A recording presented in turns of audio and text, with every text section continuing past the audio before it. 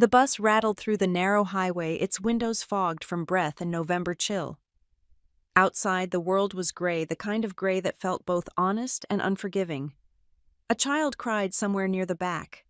Someone coughed twice rhythmically like a metronome of discomfort. My stop was 2 hours away. I stared at my reflection in the glass, 31 years old CEO of a company no one knew existed, heading to a house where everyone thought I was still a failure. The irony wasn't lost on me. My father always said I'd never afford a car, and technically he was right. I owned an empire instead. The bus jolted over a pothole, and the old man beside me grunted. I gave him a polite smile, the kind you offer strangers on public transport. The universal agreement that we're all just passing through. My phone vibrated in my pocket. A notification from Operations All Aircraft, grounded as requested. Aspen Fleet rerouted for standby. I typed a quick acknowledgement and turned the screen face down. No one here needed to see that message. To them, I was just another tired commuter going home for the holidays. Thanksgiving had always been my family's favorite performance. My mother Margaret curated it like a magazine spread, linen napkins folded into perfect triangles, a roasted turkey glistening under chandelier light. My sister Emma was the star of the show. Beautiful, married to a surgeon, and impossibly successful by suburban standards. She drove her white Tesla like it was an extension of her virtue. Then there was me, the practical daughter, the one who took buses and wore the same coat for 5 winters straight. When the bus hissed to a stop at the terminal, I stepped out into the cold. The air smelled of pine and faint exhaust. 2 blocks of walking led me through streets I knew too well, cookie-cutter houses, American flags on porches, everything painfully polished. My parents' home stood at the end of the cul-de-sac, framed by 2 maple trees that had lost all their leaves. The same house they almost lost years ago, though they never knew I'd quietly bought it back for them through a shell company. Mom opened the door before I could knock. "Elena," she said, her smile bright but brittle. "Did the bus run on time? I worry about those schedules." "It was fine, Mom. You know your father still thinks you should let him help you with a car loan. Just something small. A Honda, maybe?" I stepped inside, shrugging off my coat. The smell of roasted turkey filled the air. "Really, Mom? I'm good." "Good." She gave a little laugh that carried more pity than humor. "Honey, you're 31. It's not too late to get stable." Stable. That word again. It had followed me my whole life like a polite insult. Emma was in the living room scrolling through her phone. Her blonde hair caught the light perfectly. She looked up and smiled the way people do when they've already decided they're better than you. "Oh, you made it. Did you have to take 2 buses this time?" "Just one," I said. "How efficient," she murmured, turning back to her screen. Dad appeared from his study, whiskey in hand, his grin wide and unfiltered. "The transit rider returns. Emma, did you show your sister your new car?" Emma laughed softly. "The Range Rover. I might have mentioned it." Dad turned to me. "You should see it, Elena. That's what success looks like." "It's very nice," I said quietly. "Nice, it's $120,000 worth of nice." He chuckled and took a sip of whiskey. "Meanwhile, you're still taking buses." I smiled because silence was easier than defense. I'd spent years perfecting that skill, smiling through their small-minded cruelty. It used to sting, but not anymore. When you've built helicopters and jets from the ground up, someone mocking your bus fare starts to sound like background noise. Dinner preparations filled the next hour. The kitchen buzzed with conversation about cars, property stocks, all the tangible tokens of validation my family worshipped. They thrived on things they could touch and measure. Mom nodded along, eyes gleaming with maternal pride. I stirred cranberry sauce in silence. Cousin Marcus arrived next, followed by Aunt Patricia and Uncle Frank. The driveway grew crowded with shiny sedans and luxury SUVs. I watched from the kitchen window as their reflections glimmered against the fading daylight. They never noticed the irony that every one of those cars, every drop of fuel in their tanks was indirectly touched by my company's infrastructure. When the turkey came out of the oven, Dad raised his glass. "To my family," he said. "To success, and to those still chasing it." His eyes flicked toward me. The table laughed politely. I swallowed my wine. Dinner played out like an old movie I'd seen too many times. Emma bragged about her condo. Marcus bragged about his promotion. Patricia compared spa memberships. Every few minutes, someone would turn to me as if on cue and ask the same polite questions. "So, Elena, are you still working on that little project of yours? The aviation thing, right? Does it pay well?" I answered briefly, vaguely. "It's going fine." That always seemed to disappoint them. Dad leaned back in his chair, swirling his drink. "You know, Elena," I was thinking, "you've always been the dreamer type. Nothing wrong with that. But at some point you have to face reality. You can't ride buses forever." Emma laughed softly. "Maybe she's doing research for her logistics thing." The table chuckled. I checked my watch. 2:17 p.m. Almost time. My phone buzzed in my lap. A message from Captain Rodriguez Fleet approaching coordinates. ETA 90 minutes. I locked the screen. No one noticed. Mom was still talking about Emma's new kitchen renovation when she turned to me and sighed. "You could have that too, sweetie. You're smart. You just need to apply yourself. Find something stable." "There's that word again," I murmured. "What was that?" "Nothing," I said, smiling. They didn't know that while they measured success by square footage, I measured mine by airspace. While they worshipped their garages, I managed fleets that could cross oceans. That while they pitied me, I owned the sky above them. As dessert arrived, Dad poured himself another drink. "You know what I don't understand," he said loudly. "You had every opportunity. Same schools as Emma, same parents. Yet somehow she thrived and you—" He waved a hand vaguely. "You settled." I looked at him calmly. "Maybe we define thriving differently." He laughed. "Oh, come on. You can't even afford a car." I set my fork down gently. "No, I can't," I said. "You're right." He smirked, satisfied with his little victory. What he didn't see was my phone lighting up again, fleet on standby. Weather optimal. Awaiting clearance for arrival. The room filled with laughter, clinking glasses, warm food, and casual arrogance. I sat among them, an invisible guest in my own family, quiet but unshaken. Because this time, I knew something they didn't. By the next afternoon, they would learn exactly who I was. And when the sound of rotors filled that quiet suburban sky, the world they built on mockery would start to crumble, one breathless gasp at a time. The envelope arrived 2 days before Christmas, tucked neatly between utility bills and holiday cards. It was cream-colored, no return address. My name written in my mother's careful cursive, the same script she used for grocery lists and apology notes that never quite said "I'm sorry." I turned it over twice before opening it. Inside a single card, family dinner, Christmas Eve 6 p.m., attendance requested. Not invited. Requested. That word did something to me. It was the difference between welcome and obligation, between love and formality, between daughter and duty. For years, my family had hosted their perfect Christmases without me. "You're always so busy," Mom would say, her tone implying I wasn't missing much.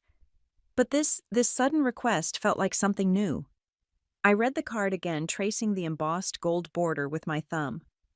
It carried the heavy floral scent of her signature perfume, the scent of nostalgia and control. My phone buzzed before I could set the card down. A message from Emma Mom said, "You got the invite. Dress nice, but keep it simple. Nothing too corporate, okay?" I typed back. Understood. I didn't add that corporate had paid off their mortgage-funded Emma's independent design firm and saved Dad's pension fund when his investment tanked. They didn't know. They never would unless I wanted them to. I placed the card on my desk beside the open laptop. The screen displayed an email chain from my operations team, updates on the new airstrip expansion permits, and maintenance logs for our Gulfstream fleet. My company, Aeronova, has quietly become the backbone of international transport logistics. But to my family, I was still the girl who took the bus. I clicked archive, closed the laptop, and stared out the window. The city stretched beneath me, lit like circuitry, every connection humming with purpose. It was the empire I'd built in silence, from a rented studio apartment to a 72-story glass tower. 8 years of work, no applause, no validation, just motion. And now an invitation from the people who had laughed at that motion, asking me to show up quiet, small, contained. "Not this time," I murmured. I stood across the room and opened the closet. Inside hung rows of tailored suits, monochrome and precise. My hand brushed past them until I found what I wanted: a navy blue dress, simple, structured, and sharp enough to slice through memory. It had the kind of presence that didn't demand attention, it just commanded it. Christmas Eve came with a snowstorm warning, the kind of weather that makes people reflective. My driver offered to take me to the estate, but I refused. "I'll handle my own arrival," I said. He didn't question it. By 5:45, I was standing outside the Ward's family home. Warm lights glowed through the frosted windows. Laughter floated faintly from inside. I inhaled once, steadying my breath, then pushed the doorbell. Mom opened it, her face lighting up in surprise. "Elena." "You came early. I came on time," I said, gently stepping inside. The house smelled of cinnamon pine and something too sweet to be natural. Dad appeared from the dining room, his expression cautious. "Well, look who decided to show up. We were beginning to think your schedule was too important for us common folk." I smiled. I made time. Emma descended the staircase in a red silk dress, perfect as always. "Oh, you did come. Wonderful. Mom was worried you might, you know." "I know," I said. She laughed softly. "Let's just have a peaceful evening, okay, peaceful?" Another loaded word. The dining table gleamed silverware lined in military precision crystal glasses catching the chandelier's light. Each seat had a name card. Emma sat at Dad's right naturally. Mom at the head. Mine, as usual, was at the far end near the door. We ate in polite silence for the first few minutes. Then the questions began. So Dad started carving his roast carefully. "Still doing that air thing, aviation logistics," I corrected. "Right, sounds fancy. Does it pay the bills yet?" "More than enough." He chuckled. "Well, if you ever need real stability, you know your brother-in-law's firm is always hiring." Emma added, "You'd be great in administration." "You're so organized." I took a sip of wine. "I appreciate the offer." Mom leaned in, her tone soft but deliberate. "Honey, you're 31. You don't want to wake up one day and realize you've been chasing something that doesn't exist." I looked up, meeting her gaze. "It exists." Dad smirked. "Then why haven't we heard about it? Where's this so-called empire of yours?" "Maybe because you weren't listening." Silence. Even the chandelier seemed to dim a little. Emma cleared her throat. "Let's not make this awkward." "Okay, we're here to celebrate." She turned to Dad. "Did you tell her about the new garage?" 3 cars now," he said proudly. "A Tesla, a Benz, and Emma's SUV. You should see it, Elena. Real success right there." I smiled faintly. "I'm happy for you." He leaned back, satisfied. "You should be. Maybe it'll inspire you to get your life in order." My fork hovered above my plate. I could feel every eye on me, waiting for the familiar, quiet surrender. But something inside me shifted. The air felt thinner, sharper, alive. "I don't think stability and success mean the same thing," I said. "You've built a comfortable life. I built a movement." Dad frowned. "Movement doesn't pay for a roof." "It pays for runways," I said softly. He blinked, confused. "Runways." Before I could answer, my phone vibrated on the table. I ignored it. Then it buzzed again. Emma sighed. "Really, Elena, work on Christmas Eve?" "Just a moment," I said, reaching for it. The screen lit up: Captain Rodriguez. Fleet confirmed. ETA 10 minutes. I placed the phone face down. "Sorry about that." Dad snorted. "Must be the bus schedule." The table laughed. I didn't. At 6:12 p.m., the faint hum began, barely noticeable over conversation at first. Then louder, rhythmic, the kind of sound that doesn't belong to a neighborhood street. Emma frowned. "What's that noise?" "Probably the neighbors," Mom said quickly. They have one of those snowblowers. But the sound deepened, multiplied. Windows rattled. The table began to hum, the crystal glasses singing a low, deep note of disbelief. I checked my watch. Right on time. Dad stood moving toward the window.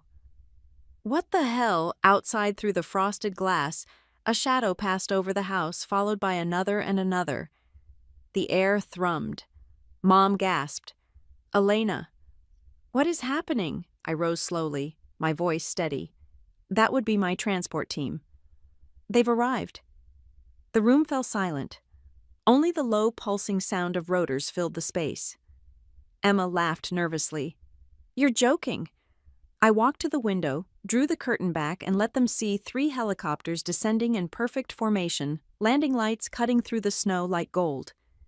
The wind whipped across the lawn, scattering pine needles in disbelief. I turned back to them. Dad's face had gone pale. What is this? My company, I said simply. Aeronova. We operate in 16 countries now. Those 3? They're part of the executive fleet. No one spoke. Only the hum outside, the unmistakable voice of truth arriving from the sky. I smiled, calm and quiet. Dinner's over, I said. I think it's time you saw what I've really built. For a long second, no one moved. The sound of rotors thundered outside the house, vibrating through the windows, rattling the fine china that Mom had polished twice before dinner. The chandelier swayed faintly overhead, scattering shards of light across the tablecloth. My father's face went pale, his whiskey glass frozen midair.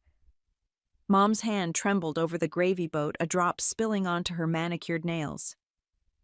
What is that? She whispered. I set my napkin on the table and stood. My team, I said evenly. They've arrived.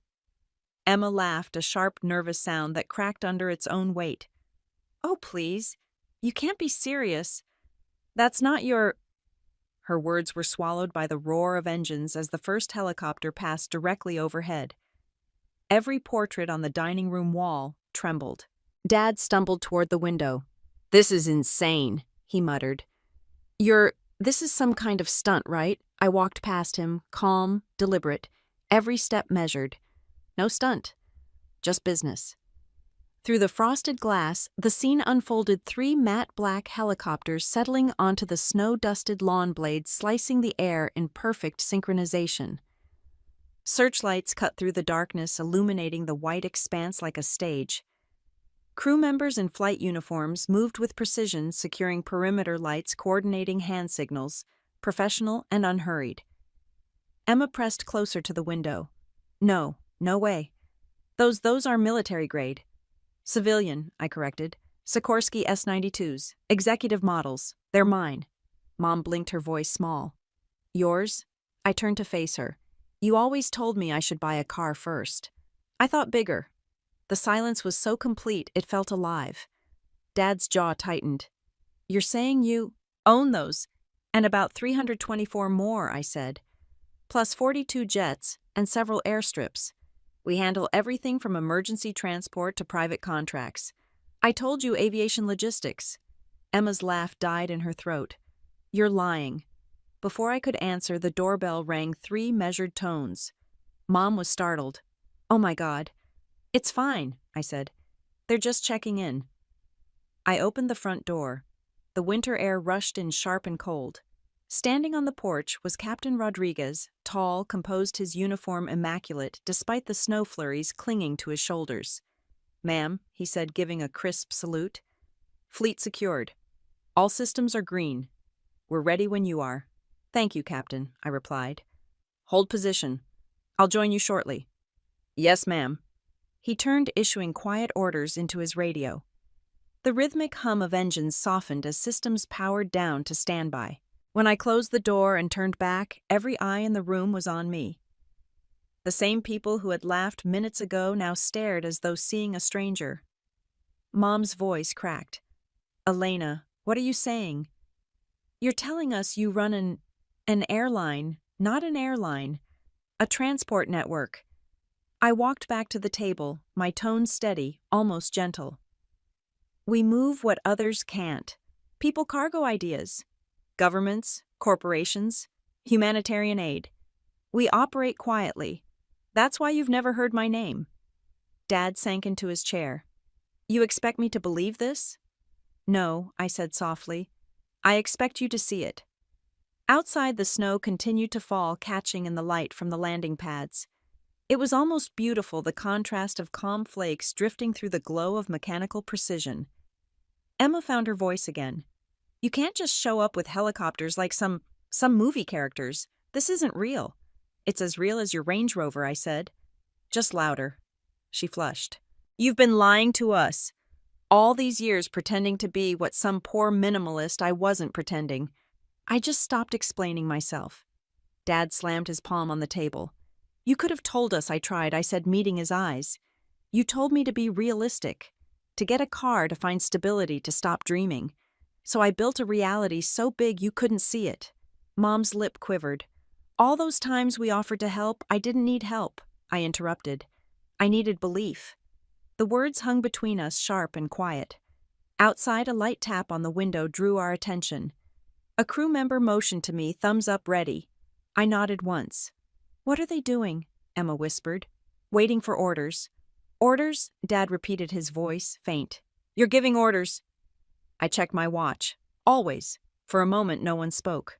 Only the faint vibration of engines filled the distance between our disbelief and their reality. Then Marcus, my cousin, who'd been filming on his phone the entire time, let out a low whistle. Holy hell! She's not bluffing. I turned to him. Marcus, stop recording. He lowered the phone instantly. Right. Sorry. Mom stood abruptly. You're not flying anywhere tonight. It's Christmas Eve, for God's sake. You're staying here. I smiled. I didn't come to fly. I came to land. She looked confused. Land. To let the truth touch down, I said quietly. To stop hiding. Dad rubbed his temples, muttering, I don't even know who you are anymore. You don't have to, I said. You just have to stop underestimating me. Emma crossed her arms. So what now? You think this spectacle makes you better than us? No, I said. It just makes me visible. For the first time in years, I saw their faces without the filter of pity or condescension. They weren't superior anymore, just small, confused human. I walked to the window again, watching my fleet rest on the lawn like sleeping giants. They say you can't go home again, I murmured. Maybe they're right. Because sometimes the home you return to is too small for who you've become. The lights flickered once as the power fluctuated, something about the electromagnetic field from the rotors probably. The chandelier dimmed to a soft golden hue, casting the room in a halo of almost sacred disbelief. Dad finally exhaled a sound halfway between surrender and awe. $2 billion, he said quietly. You built a $2 billion empire and took the bus. I met his eyes. Because I could. No one laughed this time. Outside, Captain Rodriguez lifted his hand in a small, respectful wave before turning toward the fleet. The hum began again, steady, powerful, alive. Then I walked to the front door, opened it to the cold air, and let the sound of the sky swallow the silence behind me. The cold hit me like a baptism, the kind that shocks the body, but clears the mind. Snow swirled in ribbons across the front lawn, the air vibrating with the hum of power. 3 black helicopters rested in perfect formation, their landing lights cutting through the winter fog. My boots crunched against the ice as I stepped forward, my breath a visible trail in the freezing night. Behind me, the front door opened. Elena. Dad shouted, his voice trembling between fury and disbelief. Get back inside before you freeze to death. I turned slightly. I'm fine, Dad. He hovered on the porch, gripping the railing, like a man unsure if the ground would hold. Mom stood behind him, clutching her cardigan. Emma appeared next, arms crossed, still in denial. I felt no cold at that moment. My pulse matched the rotor blade's roar, powerful and unshaken. The lights from the helicopters shone directly on me. It wasn't a spotlight, but a mirror. A mirror reflecting the truth I had built in silence. Captain Rodriguez approached, his expression professional, but warm. Ma'am, perimeter secured. We can begin the demonstration on your signal. Thank you, Captain, I said. Let's keep it simple. I think visibility is all the demonstration we need. He nodded once and spoke into his radio. The pilots responded immediately, their synchronized movements, almost balletic rotors, turning slowly, engines rising from a low hum to a full-bodied roar that filled the world. The snow lifted into the air like silver dust. Mom gasped. They're so close. They'll ruin the yard. Don't worry, I said quietly. It's insured. Emma stepped off the porch, covering her ears. You're insane. This is insane. You can't just land aircraft in a neighborhood. Actually, I said I can. I own the property and the neighboring lots. I acquired them 2 years ago for expansion testing. Her jaw dropped. You what? Dad looked at me sharply. You bought our neighbors' houses? Technically, a subsidiary did. I glanced at the nearest helicopter, its lights reflecting off my coat. Transglobe Infrastructure Holdings. We used the land for prototype landings and cargo tests. The wind whipped harder as the second helicopter powered up. My hair tangled in the current. The noise was deafening, beautiful, alive. For years I dreamed of this sound, the heartbeat of the sky itself. Rodriguez signaled again. The fleet lifted 2 feet off the ground, hovering in perfect symmetry, their blades carving through the snowfall like dancers in midair. Dad stumbled down the steps, shielding his eyes.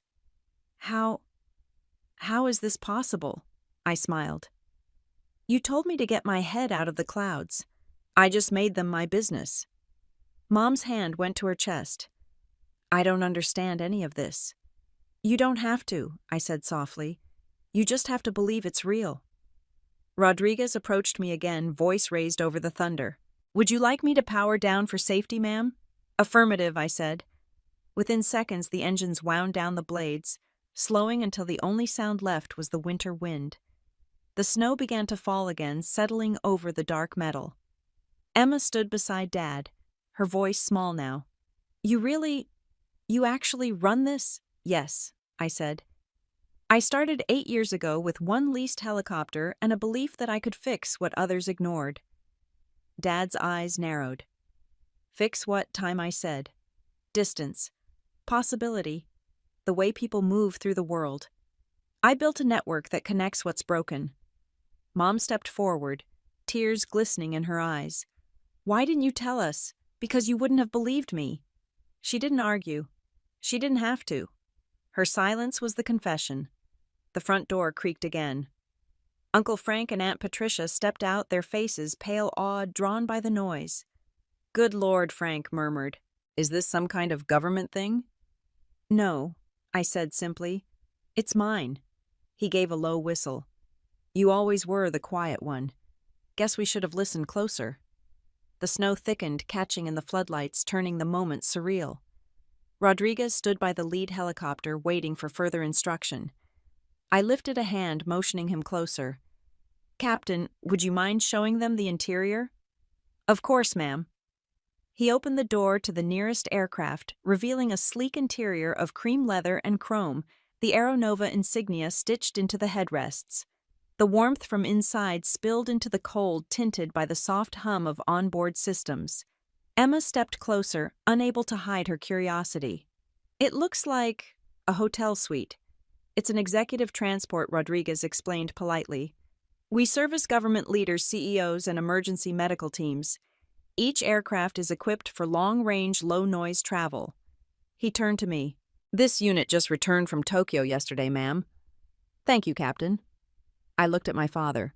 Still think I should have bought that Honda. He didn't answer.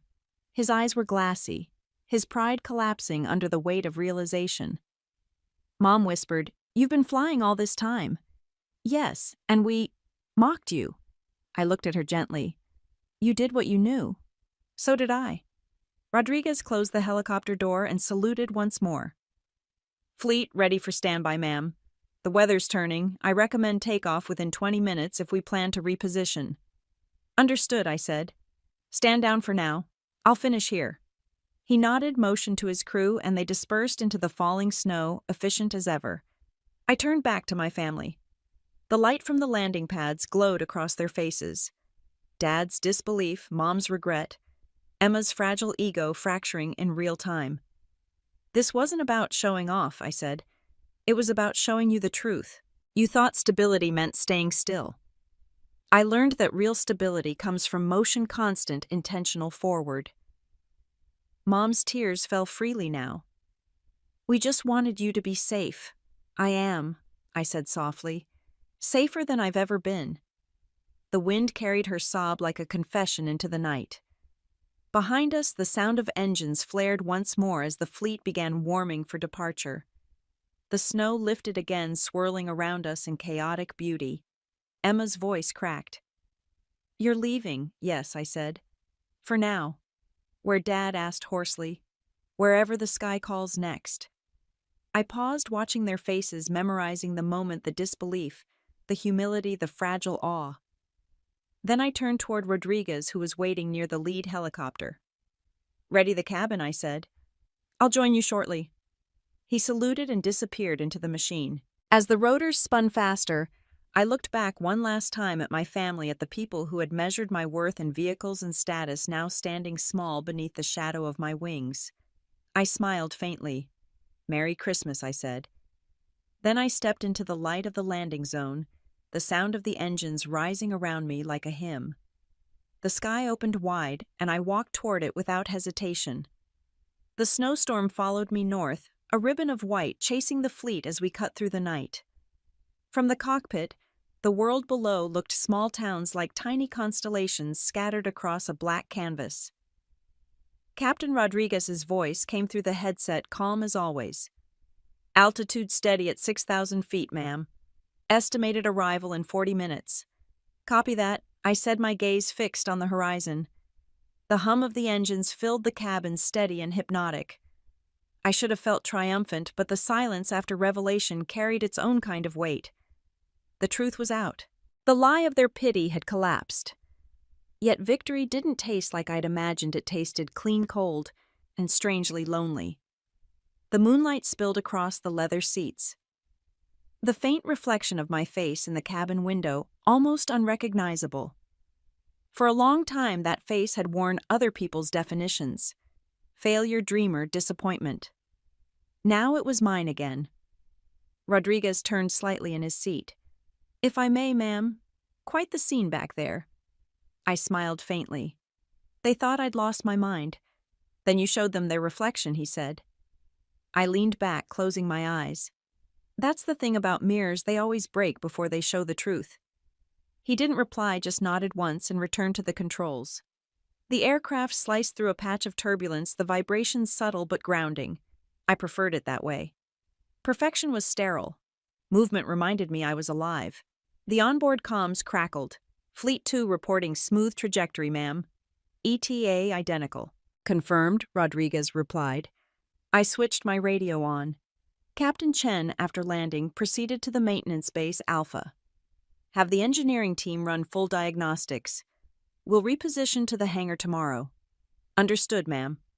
I turned the radio off and stared out into the dark. Somewhere far below, the lights of my parents' house were fading into memory. Maybe they were still standing in the snow trying to make sense of what they'd just seen. Maybe they were still laughing nervously, pretending it hadn't happened. Or maybe for the first time in their lives, they were quiet. Rodriguez glanced back again. Permission to ask something personal. Granted. Was it worth it? I looked at him. Which part? All of it. The hiding, the silence, the reveal. I thought for a moment. It wasn't about proving them wrong. It was about reminding myself I was right. He nodded thoughtfully. You built something rare, ma'am. Most people chase validation. You built velocity. That's what they never understood, I said softly. Success was never about stillness for me. It was about motion, constant, deliberate motion. The headset went quiet again. Outside, the sky opened, wider stars flickering through thin clouds. I remembered the first night I'd dreamed of flying, not metaphorically, but literally. I'd been 12, sitting on the roof of our old house, watching planes cross the horizon. Dad had called me down, yelling that I'd catch pneumonia. I didn't move. Even then, I'd known I was meant to live above the noise. The aircraft banked left and city lights appeared in the distance. Denver. My city. My empire's quiet heartbeat. "Captain," I said. "Divert us to Hangar 12 at Centennial." "Copy that." The radio clicked again, another pilot checking in. "Fleet 3 in formation. Ma'am, congratulations on the display tonight." "The crew's still talking about it." "Appreciate it," I said. "Remind them precision isn't spectacle. It's respect for the craft." "Yes, ma'am." I smiled to myself. Respect that was the foundation of everything I'd built. Machines respected rules. Humans respected fear. I learned to balance both. When the city drew closer, I could see the faint glow of the Aeronova headquarters, the company name barely visible against the skyline by design. It was never about brand recognition. It was about presence, the kind of influence that didn't need to shout. Rodriguez began the descent checklist. Permission to initiate the final approach, granted. He lowered the landing gear and the hum deepened. The other two helicopters mirrored our movements, perfectly synchronized. Through the side window, I saw their navigation lights blinking red and white like heartbeat monitors in the dark. "Welcome home," Rodriguez said quietly as we touched down. The rotors slowed, snow swirling into spirals around us. The hangar doors opened automatically, a wash of warm light spilling out. Inside, my ground crew, weighted technicians, engineers, operations staff, all dressed in black flight suits, standing at attention as the fleet rolled in. I unbuckled my harness and stepped out into the crisp air. The ground beneath me vibrated faintly as the other aircraft landed beside us. "Ma'am," said Chief Engineer Patel, approaching with a tablet in hand. "All systems are nominal. Fuel reserves at 80%. Maintenance checks scheduled for tomorrow at 0800. "Thank you," I said. "Take the crew off duty after debriefing. Double holiday pay," he grinned. "They'll appreciate that, ma'am." Rodriguez joined me at my side, his eyes scanning the hangar. "Every time we come back here, it feels less like a base and more like a cathedral." I looked around the high ceilings, the hum of machines cooling down the faint echo of footsteps. "Maybe that's what it is," I said. "A place where motion meets faith." He nodded, thoughtful. "Will you be going home tonight?" "No," I said. "Home isn't ready for me yet." I crossed the hangar to my office suite, a glass-enclosed mezzanine overlooking the fleet. The interior lights flicked on automatically. My desk was clean, except for a single object in the center, a small wooden model of a helicopter, hand-carved, unfinished. A gift from my father when I was 13. Back then it had been a symbol of his mockery. Now it was a reminder of how far I'd flown past it. I traced the rough edges with my fingers. The wood was cold, imperfect. So was I once. The door behind me slid open softly.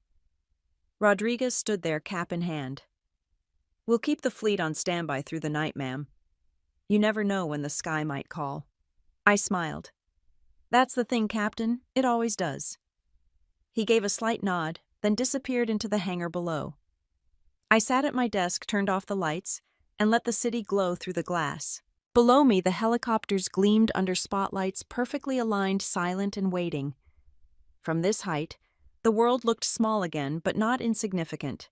Just manageable. I closed my eyes, listening to the faint echo of engines fading into stillness. For the first time that night, I allowed myself to feel it relief, not triumph. Because power wasn't the point anymore. Freedom was. And tonight, the sky finally felt like home. The next morning began without sound. The snow outside the hangar had settled overnight, blanketing the runways in soft white silence. For the first time in months, there were no meetings, no calls, no directives waiting in my inbox. Only quiet and the faint hum of the world catching up to what had happened last night. By sunrise, Aeronova's internal channels were buzzing. Someone from the flight crew must have said something to a journalist, or maybe a neighbor caught footage of the landing.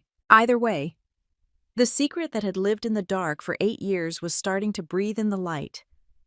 I sipped my coffee and stared at the glowing skyline through the office window. From up here, the city looked peaceful, unaware of the storm about to hit. Rodriguez entered without knocking.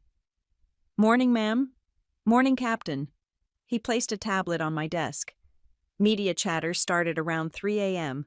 2 videos already hit social platforms, one from your cousin, another from a local drone operator. Both show the fleet landing on your parents' lawn. I raised an eyebrow. "Let me guess. Hashtag Christmas Miracle. Rich girl revenge," he said. "It's trending number 3 globally." I couldn't help but laugh softly. "Of course it is." He hesitated. "Are you upset?"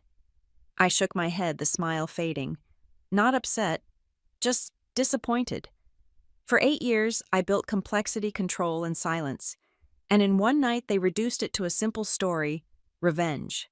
They never understood that flying wasn't about putting anyone down. It was about freeing myself from the ground. I scrolled past the noise. "They're making a story out of a moment," I said. "Let them. The world loves its myths until the myth becomes the new reality." Rodriguez shifted his stance. "Do you want me to issue a statement?" "No. Silence says more." He nodded, but his eyes betrayed a flicker of worry. "Some of the board might not like that approach." "They'll adapt," I said. "They always do when profits rise." He smiled faintly. "Yes, ma'am." When he left, I leaned back in my chair and exhaled. The hangar below shimmered under the fluorescent light, sleek aircraft lined in perfect symmetry, every machine a reflection of a decision I made alone. For years I had built in shadows.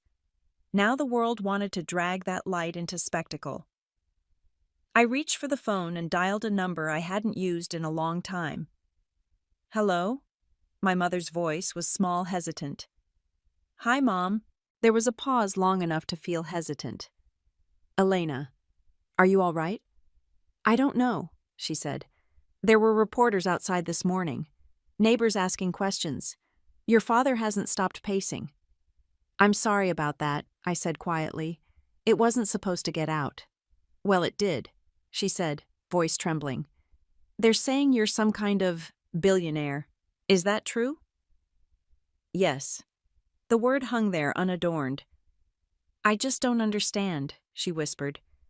"How could you build something like that without telling us?" I closed my eyes. "Because I tried to tell you when it was small. You laughed when I said I wanted to build aircraft. You told me to be practical. I just wanted you to be safe," she said. "I know. But safety isn't the same as living." On the other end of the line, I could hear the faint hum of the old house, the same kitchen clock ticking, the same window creaking when the wind hit it. It felt like a lifetime away. "I saw the helicopters," she said finally. "They were beautiful. They were necessary," I said softly. She hesitated again. "Your father wants to speak with you, but give him time. He's proud, you know." "I know," I said. "Tell him I'm okay. That's all that matters." We said goodbye, and the call ended with the quiet click of understanding that was 8 years too late. I stood and walked to the window. Outside, the hangar doors opened and engineers began their morning routines. The fleet gleamed under the light, no longer hidden. The intercom buzzed. "Ma'am, the board is requesting an emergency meeting at 9. "Set it up," I said. By 9 sharp, the conference room was full. 12 people, 12 different fears masked as concern. Ms. Ward began. Julian Pierce, head of finance, his voice oily smooth. "We've received multiple press inquiries. Investors are curious about your unplanned public appearance last night." "Curious?" I repeated. "That's one word for it." He cleared his throat. "With respect, ma'am, we've operated on anonymity for a reason. Public exposure could affect our contracts, especially the government ones." I leaned forward. "Julian, are any of those contracts at risk right now?" "No," he admitted. "But perception," I interrupted, "changes nothing. If results stay constant, we deliver. Always. Let the world talk." There was a murmur around the table. Half of them looked relieved, the other half terrified. Jonas, my COO, finally spoke. "You did what most people dream of doing, Elena. You turned mockery into an empire. But the spotlight burns even when you don't ask for it." I met his gaze. Then we'll learn to glow without catching fire. The room went silent again. Then slowly the nods began. Meeting adjourned. By the time I stepped out, the snow had stopped. The air smelled new, like something just beginning. Rodriguez was waiting near the corridor, tablet in hand. Fleet standing by, ma'am. Where to next? I smiled. Nowhere yet. Let them talk. He nodded, then paused. Permission to say something off record. Go ahead. What you did last night, it wasn't revenge. It was evolution. I looked out through the glass wall at the horizon. Maybe. But sometimes evolution looks a lot like revenge before it softens into grace. He said nothing more. As he walked away, I pressed a hand against the window. The city below pulsed with movement life questions. Somewhere out there, people were writing my story for me, shaping it into headlines and theories. They didn't understand. They never would. Because this wasn't about money or status or even power. It was about silence and how I'd turned it into flight. By the third day, the media noise had reached a fever pitch. Every headline, every thumbnail, every breathless podcast host wanted a piece of the story. The billionaire who took the bus. One read. Another called me the Queen of Quiet Power. I couldn't decide which was more absurd. Inside Aeronova's tower, the noise was just static on glass. I'd learned long ago that the world doesn't see you. It projects you. And right now, it was projecting a myth, the daughter who humiliated her family, the genius who built a secret empire, the woman who avenged herself without raising her voice. But I knew the truth. This wasn't vengeance. It was equilibrium. Rodriguez entered my office mid-morning holding a folder. Ma'am, these came in from our PR monitoring team. Coverage reactions and a few invitations. Invitations I asked without looking up. He smirked. Everyone wants a piece of you now. A tech summit in London, a leadership panel in DC, an interview with Forbes. They're calling it The Flight of the Invisible CEO. I exhaled through a faint smile. 8 years of invisibility, and now they want to make me their symbol. He hesitated. Do you want me to decline them all? Not yet. Let's see which ones are of real interest and which ones just smell blood. He nodded and turned to leave, but paused at the door. Ma'am, your parents reached out again. They've requested a meeting. I looked up from the screen. Through an intermediary, a family friend. They said they just want to talk privately. For a moment I said nothing. The air between us felt sharp. Set it up, I said, finally. But not at their house. Not where I was erased. Understood. When he left, I stared at the skyline, the city's pulse reflected in the window. Every light out there was a story, a life moving forward. And yet somehow mine had become entertainment. By noon, the meeting was arranged neutral ground, a small cafe near the river. I arrived first, dressed in a dark coat and no makeup, anonymity wrapping me like armor. I chose a corner table facing the window. 10 minutes later, they walked in. My mother first hesitant, her posture stiff. My father followed, not with anger this time, but with the awkward dignity of someone who didn't know which mask to wear. Elena, Mom said softly. I stood. Mom. Dad. We sat. The air felt brittle like glass about to crack. For a while, no one spoke. Then Dad cleared his throat. You look different. I am, I said simply. He nodded, his eyes darting to the window. You embarrassed us. The words hit, but not like they used to. You embarrassed yourselves, I said quietly. You mocked me for years, and when I finally stopped explaining myself, you assumed I'd failed. Mom reached across the table. We didn't know. You didn't ask, I said. Her hand withdrew slowly. Dad leaned back. So what now? You're rich, we're proud, and the internet thinks we're villains. Is that what you wanted? I met his gaze. No, Dad. I wanted peace, but peace doesn't always look polite. He looked away, jaw tight. Mom's voice trembled. We saw the helicopters again this morning. They were beautiful. I smiled faintly. They're just machines, Mom. What matters is the flight, not the steel. She nodded, eyes glistening. We didn't mean to hurt you. I know I said. But intent doesn't erase impact. Dad sighed. You think you're better than us now. No, I said softly. I think I finally understand you. You feared what you didn't control, and I became the proof of that fear. He stared at his hands. And what are we supposed to do with that? Learn, I said. Maybe next time when someone tells you they see something bigger, you don't laugh. You listen. The silence that followed wasn't hostile. It was hollow, like an old room being aired out for the first time. Mom finally whispered, Your sister hasn't left her condo. The press keeps calling her. She says she can't go anywhere without someone recognizing her. I looked out the window. That's not my fault. I know Mom said, but she's still your sister. I turned back to her. And I was still your daughter when you called me a disappointment. Silence cuts both ways. Her face crumpled, but I didn't move. I couldn't not yet. After a long pause, Dad said quietly, You're stronger than we ever knew. No, I said. I just stopped asking for permission to exist. We sat there for another few minutes sipping coffee that had gone cold. No apologies came. No grand reconciliations. Just acknowledgement, and that was enough for now. When I stood to leave, Mom reached for my hand. Can we see you again, maybe I said. When it's not about guilt. I walked out into the wind, the river glittering under the gray sky. Somewhere behind me, I knew they were watching two people who had built their comfort on my silence, now learning what happens when silence learns to speak. Back at headquarters, Rodriguez was waiting in the hangar. How'd it go? They're human, I said. Flawed, frightened, and finally, listening. He smiled slightly. That's progress. It's gravity, I said.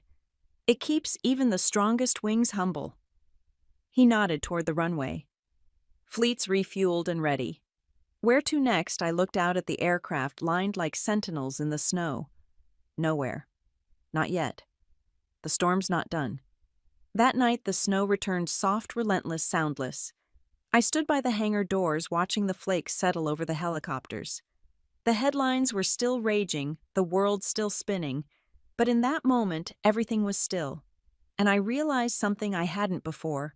Power doesn't come from control. It comes from calm. Outside, the storm kept falling silent and endless. Inside, I finally learned how to stand in it without flinching. By Monday morning, the world had turned the story into a spectacle. Reporters camped outside Aeronova's Denver headquarters, drones circled the hangar perimeter, and every major outlet ran some variation of the same headline, The Billionaire Daughter Who Outsmarted Her Family. I arrived through the back gate, escorted by 2 security vehicles. Inside the control tower, everything was calm, too calm. My assistant Mara met me with a tablet and a look that said trouble was waiting. Morning, Ms. Ward, she said, matching my stride. You'll want to see this. She pulled up a feed of breaking news. My sister's face filled the screen, puffy from crying, but perfectly lit. We're not bad people, Emma was saying, voice trembling just enough to look genuine. My sister humiliated us publicly. She could have talked to us, but she wanted revenge. I froze for a second. The word stung not because it was true, but because of how easily the world would believe it. Turn it off, I said. Mara hesitated. There's more. I said, turn it off. She obeyed, screen going dark. For a long moment I stared at the blank display. Then I laughed quietly, shaking my head. Of course. The victim rebrands herself as the martyr. Classic PR play. Rodriguez appeared in the doorway. Saw the interview. Just enough, I said. He stepped inside, arms crossed. They're trying to flip the narrative. Paint you as cold, vindictive. I am neither, I said. But perception feeds on simplicity, and simplicity always wins before the truth gets its turn. He studied me. Do you want me to respond to the press? No, I said. Let them talk. The truth doesn't panic. I've survived worse storms than this one. But I could feel the tension building, the air in the tower thickening. For the first time since the reveal, I realized how fragile public favor could be. Yesterday, I was the woman who outwitted her family. Today, I was the ruthless billionaire who humiliated them. The elevator chimed. Jonas, my COO, strode in, phone in hand. "We've got an issue," he said. "A supplier in Singapore just froze our shipment. They're citing concerns about reputational exposure." "Exposure," I repeated. "We deliver government contracts faster than anyone in the industry." "Doesn't matter," he said grimly. "Optics do. They don't want their name tied to a family feud trending online." The words hit harder than I expected. For years, I'd built everything on precision, integrity, silence. Now, because of one viral moment, people were questioning the foundation. How bad, I asked. 3 shipments on hold. A few others asking for reassurances. I exhaled slowly. "Fine. We'll handle it." Rodriguez frowned. "How?" "By reminding them who we are," I said. "Schedule a global press conference. 2 hours." Jonas hesitated. "You're sure? You've always avoided the spotlight." "Maybe it's time I stop hiding," I said. "If they want a story, I'll give them one worth remembering." 2 hours later, I stood in front of a sea of cameras and microphones in the Aeronova lobby. The walls of glass behind me framed the fleet beyond rows of helicopters glinting under the floodlights like silent proof. The reporters erupted as soon as I stepped up to the podium. "Ms. Ward, is it true you publicly humiliated your family? Do you regret your actions? Are you using your company to send a message of revenge?" I raised my hand. The noise softened. "Let's start with the truth," I said, voice steady. 8 years ago, I was dismissed by people who believed my dreams were too big. I built Aeronova from one leased helicopter to a $2 billion network spanning 14 countries. Every flight we take saves lives, connects people, and delivers aid where it's needed most. What happened last week wasn't revenge, it was revelation. You don't need to destroy someone to remind them who you are. The room went quiet. I could feel the shift, the hesitation between curiosity and respect. A reporter near the front called out, "So you're saying the landing was symbolic?" "It was practical," I said. "It proved what I built is real. Sometimes the only way to end disbelief is with undeniable evidence." A murmur rippled through the crowd. Cameras clicked. Another voice shouted, "Do you plan to reconcile with your family?" I met the question head on. Reconciliation requires truth on both sides. I've made mine visible. Jonas, standing off to the side, gave me a subtle nod. The narrative was turning. I closed with one line that wasn't rehearsed. Now I own the sky. Not for vengeance, but for freedom. Remember that next time you underestimate quiet ambition. The flashbulbs exploded. Hours later, back in my office, the first reactions started to roll in. News anchors praised the speech. Investors reaffirmed confidence. Even the supplier in Singapore unfroze their contracts. Mara knocked and entered holding a fresh report. "You did it," she said. "The tide's turning." I looked at her, exhausted but calm. "It's not victory," I said. "It's balanced." She smiled. "That's the same thing, isn't it?" "Not quite," I said. "Victory ends something. Balance lets you breathe." When she left, I turned to the window. The fleet was still illuminated outside, unmoved by gossip, untouched by the world's noise. Machines didn't care about reputation. They only cared about lift thrust, gravity, and timing. My phone buzzed on the desk. A message from an unknown number. "You looked powerful up there, but power has a price. E." I stared at the screen. My sister. I typed back one line, "Everything worth flying for does." Then I set the phone down, leaned back in my chair, and closed my eyes. Outside, thunder rolled across the Rockies, low and distant. The sky was changing again, dark, electric, alive. And I knew the storm wasn't over. It was just beginning to understand who it was dealing with. The storm hit at dawn. It wasn't the weather kind. It was digital. By 6 a.m., Aeronova's cybersecurity team was flooding my phone with alerts. Unauthorized access attempts, foreign IPs, a breach in one of our satellite-linked networks. Someone wasn't just angry. Someone was coming for blood. I was in the hangar when Rodriguez found me, his expression sharp. We've got movement on the east firewall. Someone's probing deep. Not amateurs either. How deep, I asked. Corporate architecture. They're going after proprietary logistics data, flight schedules, client contracts, maybe even personal correspondence. Lock it down, I said. He was already on his headset barking orders to the IT division. The hum of the helicopters outside mixed with the rising pulse of controlled chaos. Jonas arrived moments later looking grim. We traced the breach. It's coming from a private server farm registered to your sister's fiancé. I blinked once. You're sure positive? He runs a small analytics firm. Probably thought he could scrub his trail, but he's sloppy. The air went still. Rodriguez muttered, "Revenge comes in many disguises." Not revenge, I said quietly. Fear. I nodded, struggling to keep my voice even. It wasn't a shock. Just a cold, heavy sadness settling over me. Emma hadn't done this directly, but it was driven by the fear and jealousy she'd cultivated. This was no longer a battle of proof. It was the wreckage of a family. But I couldn't back down now. I walked to the glass wall overlooking the tarmac. Snow was still falling, a deceptive calm. They're trying to damage what they can't control. Same pattern, same blindness. Jonas leaned on the console. We can go public, make an example. No, I said. We handle it quietly. I won't make this a circus. Rodriguez frowned. Ma'am, if they keep digging, they won't. I turned to him. Because I'll give them what they're looking for.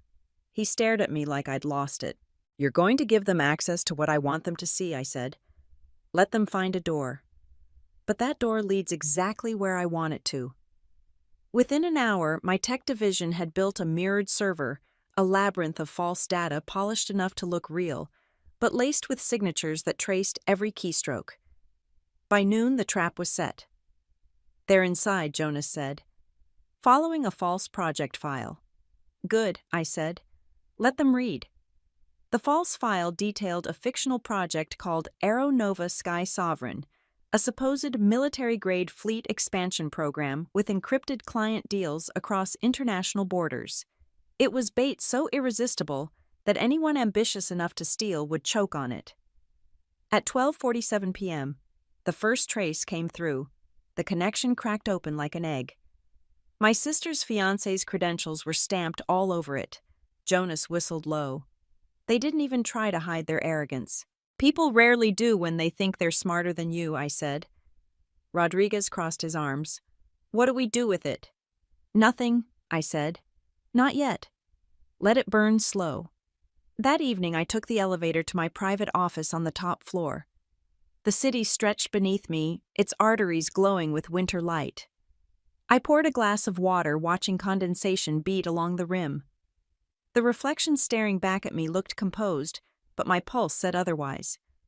They'd underestimated the cost of trying to break me. By the time I sat down at my desk, my assistant Mara had already forwarded the evening reports. The data leak's spreading, she said through the intercom. But it's all decoy. No one's questioned authenticity yet. Perfect, I said. Also, she added, there's a message waiting, from Emma. I paused. Read it.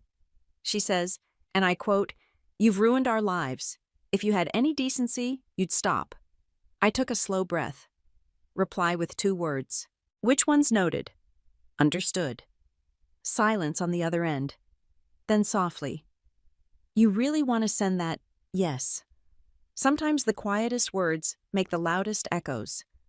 When I hung up the phone buzzed again this time, an internal alert. The fake data was being disseminated. Every cybersecurity agency that touched it would see one thing, a fraudulent file uploaded from my sister's fiancé's firm, not from Aeronova. At midnight, the news broke. The same channels that had once glorified Emma's tears now ran a new story. Leaked documents expose unauthorized corporate espionage attempt against Aeronova. Rodriguez stormed into my office, half grinning, half shocked. You planned this? Of course, I said. Revenge is a reaction. Precision is art. He laughed quietly. You're terrifying, ma'am. Only to the ones who mistake kindness for weakness, I said. The fallout came quickly. Federal agencies opened investigations. Contracts were pulled from Emma's fiancé's firm. By sunrise, their company website was offline. Jonas dropped a folder on my desk that morning. Damage report on their side. I flipped it open. Frozen assets, revoked partnerships, 2 resignations. Justice doesn't always need a courtroom, I murmured. He studied me carefully. You didn't enjoy this. I met his gaze. No. But I needed it. For a long moment, no one spoke. The only sound was the soft mechanical hum of the building, the rhythm of systems working as designed. Outside, dawn broke like glass, the first rays spilling across the hangar and the frozen tarmac. Rodriguez approached from the doorway. The fleet's ready for inspection. What's next? I stood slipping on my coat. Next, I said, glancing toward the horizon. We keep flying. Let them watch. Let them learn what flight really costs. He gave a short nod. Understood. As I walked through the hangar, technicians and engineers paused to greet me. The machine stood gleaming in formation engines, humming faintly, waiting for command. I ran my fingers along the fuselage of the lead aircraft, feeling the chill of the metal beneath my glove. The world would keep spinning, gossiping, rewriting the narrative. But the sky didn't care, and neither did I, because somewhere between control and chaos, I'd found clarity, the kind that doesn't roar, doesn't beg, doesn't apologize. The kind that knows the storm may come again, but this time I was the thunder. The silence after victory is its own kind of noise. It hums beneath the surface, louder than applause, heavier than triumph. For the first time in years, Aeronova's name was on every front page. But this time, not as scandal, not as curiosity. We were untouchable. And yet beneath that stillness, I felt something shifting. The higher you climb, the thinner the air becomes. Power doesn't crush you from the outside, it starves you from within. Rodriguez found me in the observation deck late one night. Below, the fleet shimmered under floodlights, engines' dormant wings resting. You haven't gone home in 3 days, he said. Home is relative, I replied, eyes fixed on the tarmac. He leaned against the railing beside me. The board's ecstatic. The market's stabilized. The press is calling your strategy a masterclass in counterintelligence. Good, I said. Then they can run the company for a while. He glanced sideways. You don't sound like someone who just won. I smiled faintly. Winning was never the goal. Balance was. But balance demands stillness, and I don't remember how to stand still anymore. He said nothing for a long moment. Then quietly, You ever think about what comes after all this? I looked at him, surprised by the question. After what? The empire, he said. The noise, the proof, the constant motion. What happens when you've already outrun everyone who ever doubted you? The question lingered. The truth was, I didn't know. Instead, I deflected. The sky doesn't stop being sky just because you've flown through it. Rodriguez smirked. Maybe. But even the best pilots need to land sometimes. I turned back to the glass. Not yet. Below us, a ground engineer flicked off the last of the floodlights, leaving the hangar in half-darkness. The aircraft became silhouettes, ghosts of my ambition. Captain, I said quietly. How long have you been flying? 21 years, he said. And why do you still do it? He thought for a moment. Because when I'm in the air, the noise below doesn't matter. Up there, it's just truth and gravity. I nodded slowly. Exactly. That night, sleep didn't come easily. The phone wouldn't stop vibrating, messages from journalists, congratulatory texts from investors, even a few apologies from people who once dismissed me. But one message caught my eye. It was from Emma. They took everything from us. You made sure of it. Are you proud now? I stared at the screen for a long time before replying. No, I'm awake now. When I set the phone down, Emma's message still lingered. No more anger, only tiredness and a faint regret. I realized that the greatest victory wasn't flying the highest, but finding a place to land. Perhaps it was time to find my way back to the ground. The next morning, Mara walked into my office with a worried look. Ma'am, there's someone here to see you. Who? She hesitated. Your father. For a moment, I couldn't breathe. Here? She nodded. He said he wouldn't leave until he spoke to you.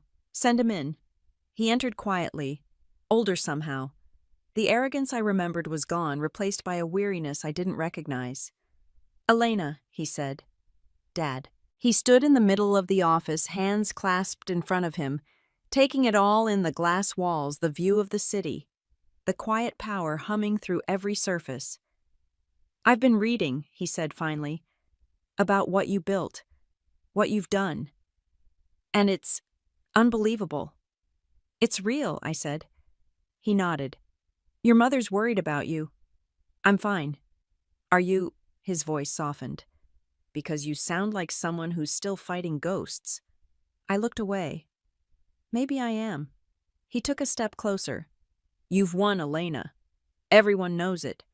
But you keep acting like you still have something to prove. I didn't respond. He sighed, rubbing the back of his neck. I came here to say something, not as your father, but as a man who finally understands. I turned to face him. You were right, he said. About everything. About how small we made you feel. About how wrong we were to confuse silence with failure. The words hit harder than I expected. They didn't erase anything, but they loosened something inside me. He looked down at the floor, ashamed. I used to tell myself I was protecting you, that I was keeping you grounded. But what I was really doing was clipping your wings because I was afraid you'd fly too far away to need me. My throat tightened. And now, he smiled sadly, now I realize you didn't need permission to fly. You just needed space. For a long time, neither of us spoke. Finally, he said, Come home for Christmas. Your mom won't stop asking. I hesitated. I don't know if I'm ready for that. Maybe none of us are, he said. But it's snowing again, and for once I'd like to see my daughter land without an audience. He turned to leave, but paused at the door. By the way he added those helicopters, they were beautiful. When he was gone, I stood there for a long time, staring at the door. Rodriguez entered a few minutes later. Everything okay? I nodded slowly. For the first time, maybe it will be. He smiled. Where to? Next, ma'am. I looked out at the sky. Faint sunlight breaking through the clouds. Home, Captain. Just this once. Later that evening, as the fleet prepared for takeoff, I watched from the runway, wind slicing across my face. For years, I'd chased altitude like it could save me. Now I understand the truth: altitude isn't escape. It's perspective. Rodriguez's voice came through my headset. Ready when you are. I smiled. Let's go. The rotors roared to life, lifting us into the fading light. The horizon stretched wide and endless, painted in gold and gray. And somewhere below, beneath the clouds, a house waited, a small place where it had all begun. The sky didn't resist this time. It carried me gently home. The snow had turned the old neighborhood into something almost sacred. Every rooftop glistened under a layer of white, every tree bowed under the quiet weight of winter. As the helicopter descended toward the clearing behind my parents' house, I saw familiar landmarks blur beneath the rotor wash, the fence my father and I built one summer, the maple tree that used to scrape my bedroom window. Rodriguez's voice came through the headset. The landing zone is clear, ma'am. Copy that, I said. My voice sounded steadier than I felt. When the skids touched down, I exhaled. The past, it seemed, had its own gravity. I stepped out into the wind boots, sinking into the snow. The air smelled like pine and nostalgia. Mom was waiting at the back door, bundled in her coat, a scarf wrapped twice around her neck. For a moment, we just looked at each other. Then she smiled a small, trembling smile and opened her arms. Welcome home, sweetheart. I hesitated, then crossed the yard. Her embrace was warm, familiar, fragile. For a second, I wasn't a CEO or a story or a scandal. I was just a daughter who'd stayed away too long. Inside the house was almost exactly as I remembered. The same photos lined the hallway, though now they felt like artifacts. The scent of cinnamon and roasted turkey filled the air. Christmas lights blinked faintly in the living room window. You didn't have to cook, I said softly. Mom laughed. Of course I did. It's what I know how to do. Dad appeared in the doorway to the kitchen, hands shoved in his pockets. Traffic's light when you fly, huh? Depends on the altitude, I said. He chuckled, a sound I hadn't heard from him in years. Still sharp. We sat down at the dining table. The turkey steamed between us, flanked by dishes that belonged to another era. Everything looked smaller, like time had shrunk it. For a while, we just ate. No small talk, no tension. Just the sound of silverware and the occasional sigh. Finally, Dad set down his fork. You did good, Elena. I looked up. I did what I had to. He nodded slowly. Yeah, you did. I saw the interviews. The way you handled those reporters. Hell, I would have lost my temper. You used to tell me I was too quiet, I said. He smiled faintly. Turns out, silence can be louder than yelling. Mom reached across the table, her eyes glistening. We're proud of you, honey. I know we haven't said it enough. Maybe not ever. I didn't trust my voice, so I just nodded. Then she added softly, we didn't know how to love a daughter who didn't need us. That cracked something inside me. I looked at her, really looked at her, the lines that had deepened since I'd left the weariness that came from years of misunderstanding. You always loved me, I said. You just didn't recognize the version I became. She smiled through her tears. And now? Now, I said, I think we're learning. The wind rattled the windows, and for a moment we all sat there listening to it, 3 people who'd finally stopped trying to win the same argument. After dinner, Dad poured coffee while Mom cleared the table. He handed me a mug and sat down across from me. You know, he said, I watched that footage again the night you landed here. 3 helicopters. Snowstorm. It looked like something out of a movie. I smiled. It wasn't meant to be a show. He shook his head. No, I get it now. It wasn't about showing off. It was about showing up. The words lingered. Outside, the snow had thickened again, flakes drifting slow and heavy. The world beyond the windows was all white and silent. Mom came back into the room carrying an old box. I found this in the attic, she said. Thought you might want it. I opened it carefully. Inside were pieces of my old life school photos, flight manuals, sketches of aircraft designs I'd drawn as a teenager. At the very bottom was the wooden helicopter model my father had carved years ago, the one I'd kept on my desk at Aeronova. You kept the plans, I said softly. Mom smiled. We never threw them away. We just didn't understand what they were. I held the model in my hands, tracing its edges. This is where it started. Dad nodded. And now look where it went.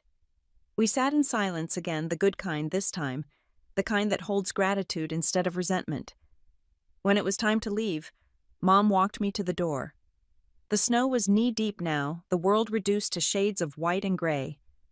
Will we see you again before New Year's? She asked. I hesitated. Maybe. But if not, you'll see me in the sky. She laughed softly. Always looking up. Always, I said. Rodriguez was waiting near the helicopter, bundled against the cold. As I climbed aboard, I looked back at the house one last time, the light glowing through the kitchen window, 2 silhouettes standing close together. Ready, ma'am? Rodriguez asked. I nodded. Let's go. The rotors whirred to life, snow spiraling upward. The house grew smaller below, but the warmth of it lingered. As we ascended through the clouds, I closed my eyes and let the vibration hum through me. For once I wasn't running or proving. I was simply moving free, steady, at peace. Destination? Rodriguez asked through the headset. I smiled faintly. Anywhere the sky is clear, he acknowledged with a quiet laugh. Below, the town disappeared into the clouds. Ahead, the horizon opened like a promise. And for the first time since I'd built my empire, I understood what flight really meant. It wasn't an escape. It was a return. The first sunrise of the new year painted the horizon in gold. From my private helipad above Aeronova's headquarters, the city stretched beneath me like a living map, its streets glowing, its pulse steady, its noise far below the quiet hum of the engines waiting to wake.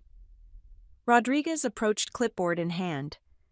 Fleet 1 prepped and fueled, ma'am. Flight plan filed for Honolulu. The weather's clear all the way across the Pacific. Good, I said, zipping up my jacket. Let's make it a clean lift. He paused, studying me. Are you sure you want to go alone this time? Yes, I said. I think it's time I fly without a shadow. He nodded, understanding more than I said. We'll monitor your route. Safe travels, ma'am. As he walked away, the wind picked up, brushing against the metal skin of the aircraft. The sound reminded me of the ocean, the constant rhythm of something that's always moving but never lost. I climbed into the cockpit and rested my hand on the controls.